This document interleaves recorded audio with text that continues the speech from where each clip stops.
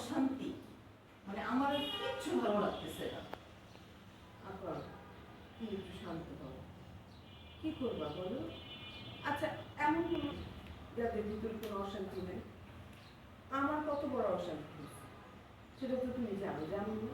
সেটা তো ঠিক হয়ে গেছে, বলো। শোন, জ্ঞান দান করতে আসিস না। তোর সমস্যা আর আমার সমস্যা এক না। এই ব্যবসার মধ্যে এত বড় একটা লস দিয়া বসে আছে তুলির বাপ, তার মধ্যে আবার নতুন করে তুলির বিয়া নিয়ে চিন্তা ভাবনা করতেছে।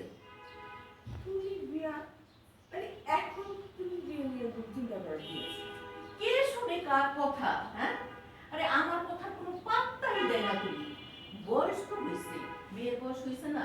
তোর যদি কোনো কাউকে পছন্দ থাকে বল, মাকে বলবি না তো কাকে বলবি? ওমা কথা বলতে গেলে কোনো কথা নাই, চুপ, কিচ্ছু বলে না, মানে আমার কোনো পাত্তাই দেয় না।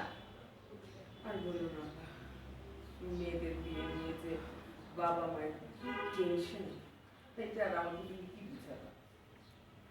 যাদেরকে নিয়ে টেনশন তারা যদি এটা বুঝতো তাহলে তো আর এত টেনশনই করতে হতো না।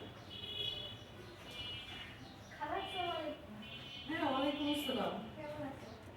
আছি আলহামদুলিল্লাহ, তুই কেমন আছিস? কি রে, তুই একা কেন? বৌমা কই? বৌমা যায় নাই আনতে? ও, তুই বড় হয়ে গেছিস? হ্যাঁ, মা এই, তুই মাঝে মধ্যে যেতে পারিস না? তুই দেখতে পারিস না যে কে গেল না গেল সাথে? আমি সবসময় খেয়াল রাখি আপা, বৌমা ওর আনা নেওয়ার কাজটা করে। আজকে তো কেন যায় নাই বুঝলাম না, মনে হয় কোনো কাজে আটকে গেছে। এই আয়, এদিকে আয়, এখানে বস। আয়।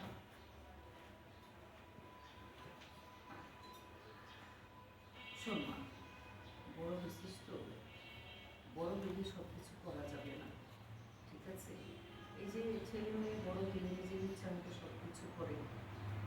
আমরা বাবা মা, আমরা যে তোদের জন্য কি টেনশন করি, আসলে সেটা বলে বোঝানো যাবে না। এখন পড়াশোনার সময়, পড়াশোনার পর ভালো রেজাল্ট কর, যাতে বাবা মার কোনো রকমের অশান্তি না হয়, ঠিক আছে?